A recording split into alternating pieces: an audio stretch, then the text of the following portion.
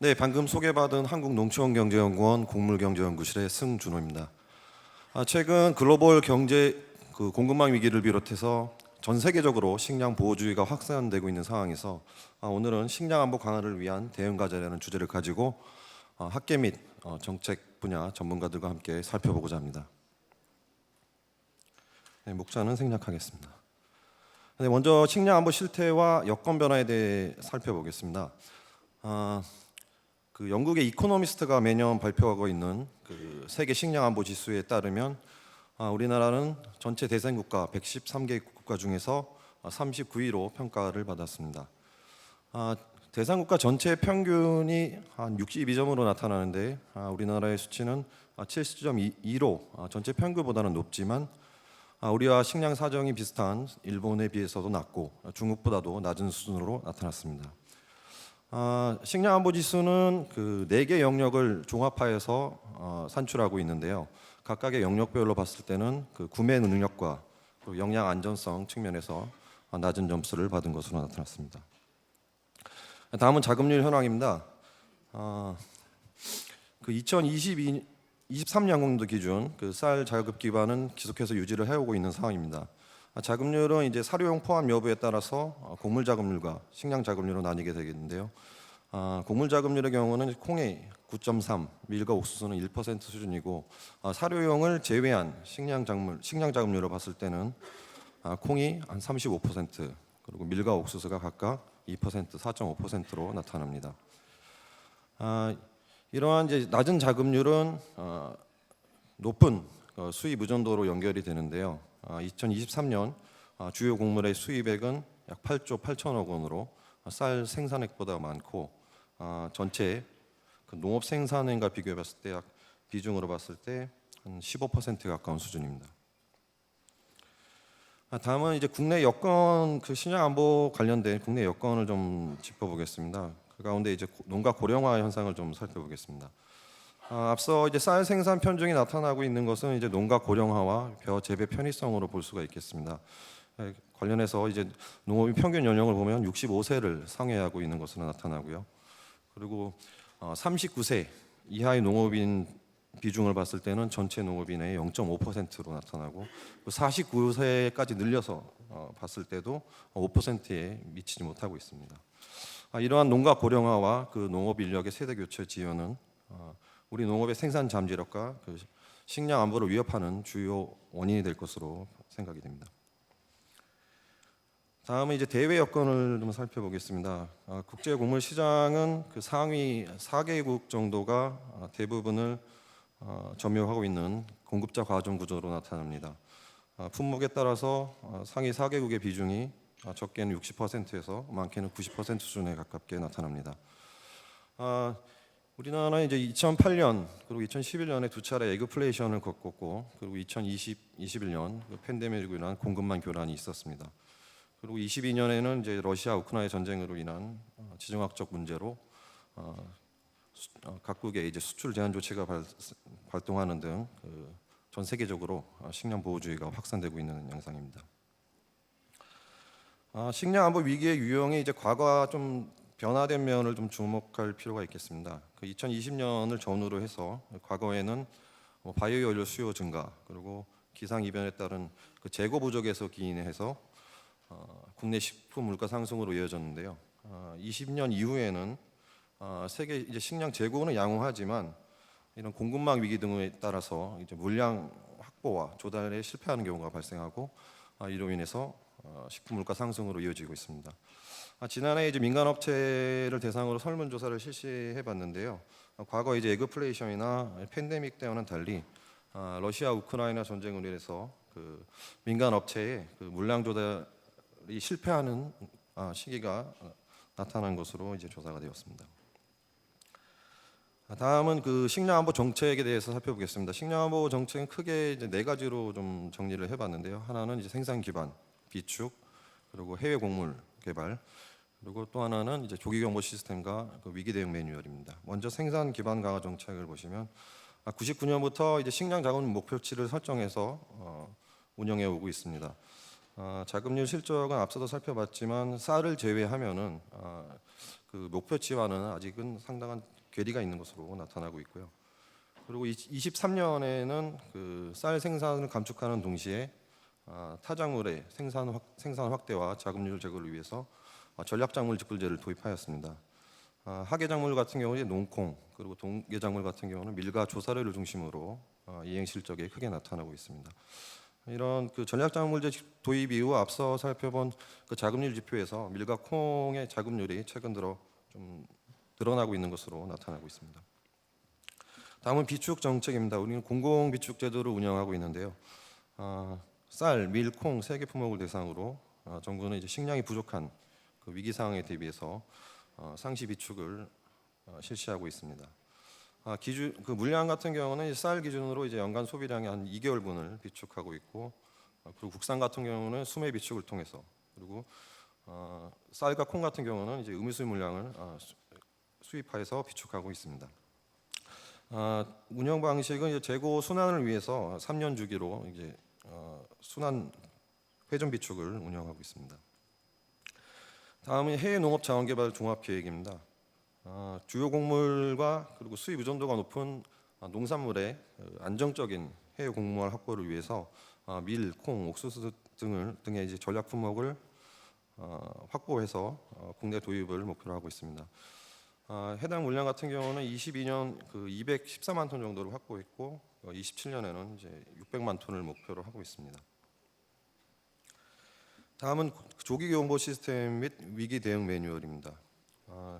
그 2008년 이후 두 차례 에그플레이션을 겪으면서 정부는 국제곡물 수급 위기에 사전적으로 대처하기 위해서 국제곡물 조기 경보 시스템을 구축하였습니다.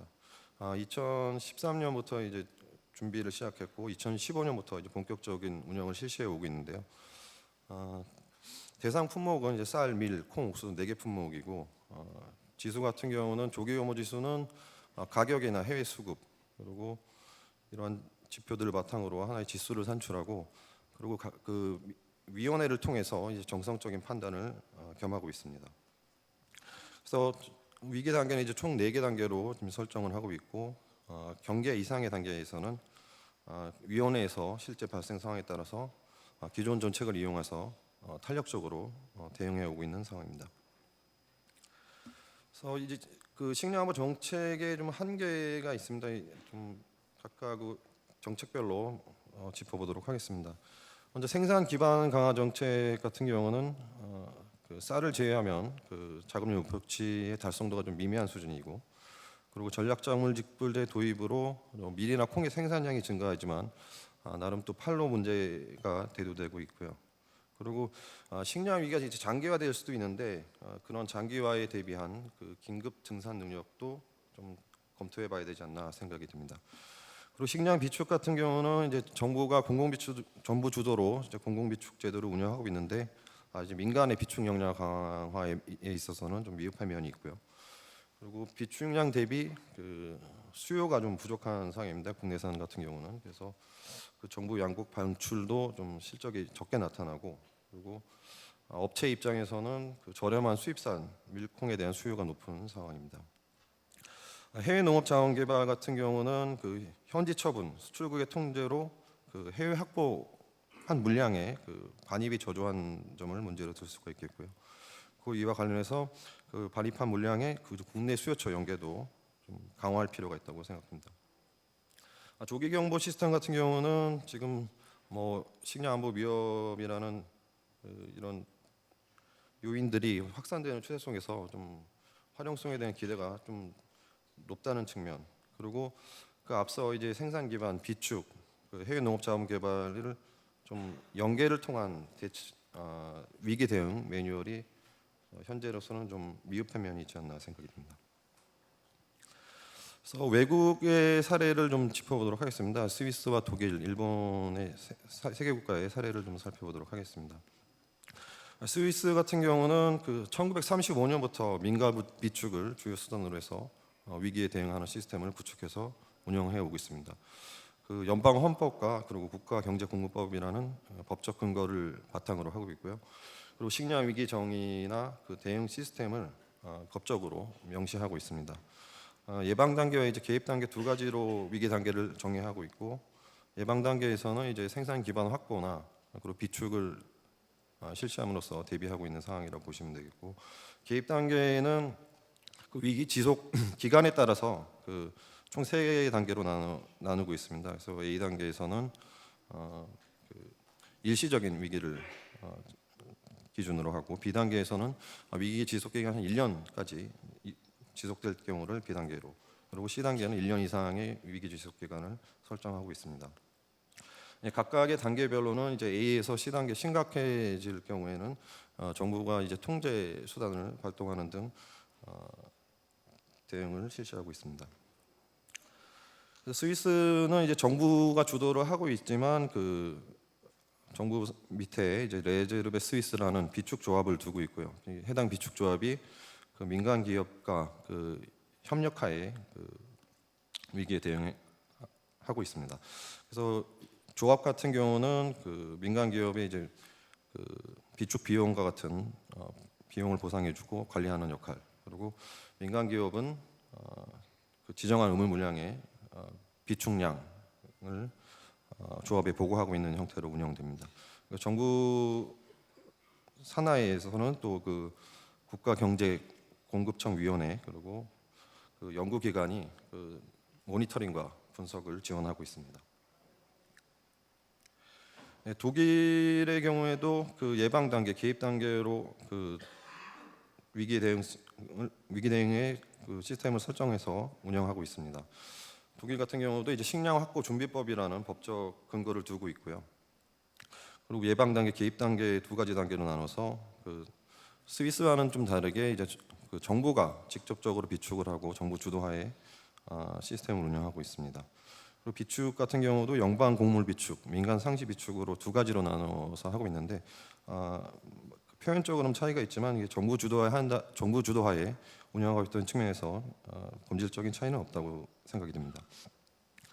그래서 그 연방 곡물 비축 같은 경우에는 그 3개월치 수요량의 그 주식, 연질밀, 호밀, 귀리 수입 차질 시에 그 주식을 공급하기 위한 3개월치 수요량을 비축하고 있고요. 민간 상시 비축 같은 경우는 쌀, 두류와 같은 연유 공급을 위해서 비축을 실시하고 있습니다. 일본의 사례를 살펴보겠습니다. 일본 같은 경우는 식량 농업 농촌 기본법에 의해서 긴급 사태 식량 안보 지침을 설정해서 운영하고 있습니다. 앞서 두 국가 마찬가지로 예방 단계, 개입 단계로 나눠서 대응을 실시하고 있고, 예방 단계에서는 쌀은 물론 그 밀, 그 사료 곡물의 공급 비축을 실시하고 있습니다. 비축량은 그 수입량의 한 2-3개월분을 비축을 하고 있고요. 그리고 개입 단계에서는 그 우리 조기용보 시스템에서 운영하고 있는 위원회와 마찬가지로 그 농림수산성 대책본부에서 그리고 정량적, 정성적을 판단을 기준으로 개입을 실시하고 있습니다. 일본은 그 스위스의 사례를 벤치마킹해서 운영하고 있는 것으로 나타나는데요. 그래서 위기 단계도 스위스와 마찬가지로 그 3가지 단계로 설정을 하고 있고, 그리고 0단계에서 2단계로 갈수록 정부의 통제가 강화하는 수단을 설정하고 있습니다. 다음은 대응 과제에 대해서 짚어보도록 하겠습니다. 먼저 생산 기반 강화 정책 같은 경우는 앞서 쌀 이외에 그 기타 곡물의 자금률이 낮은 것으로 나타나기 때문에 보다 좀 현실적인 자금률 목표를 설정할 필요가 있다. 그리고 전략 작물 직불제는 확대를 지속하되 신규 수요 창출을 통해서 그 소비 기반을 확보할 필요가 있다는 점을 들 수 있겠습니다. 비축 정책 같은 경우는 지금 현재 공공비축을 실시하고 있지만 그 쌀에 좀 집중된 면이 있고, 그 밀이나 이제 콩, 그 주요 곡물에 대해서는 수입산을 포함한 비축 확대 방안도 검토할 필요가 있다는 점. 그리고 그를 위해서는 대상 작물이나 적정 물량을 설정해야 되고, 다만 2단계에서는 그 국내산을 곡물을 우선적으로 비축할 필요가 있다는 점이 되겠습니다. 다음 이제 해외 곡물 확보 관련해서는 그 지금 현재 200만 톤 이상을 해외에서 확보를 하고 있습니다. 다만 그 반입량은 아직까지는 좀 미미한 수준이기 때문에 해당 그 반입량을 좀 늘릴 수 있는 방안을 지속적으로 검토해야 될 것으로 보이고요. 그리고 지금 포스코나 하림에서 해외 유통망 진입을 실시하고 있는데 뭐 일본의 그 전농이나 종합상사들의 사례를 봤을 때도 좀 긴 호흡으로 좀 장기적으로 접근할 필요가 있다는 점. 그리고 주요 수출국과의 협력 체계는 상시적으로 좀 강화를 할 필요가 있다는 점을 들 수 있겠습니다.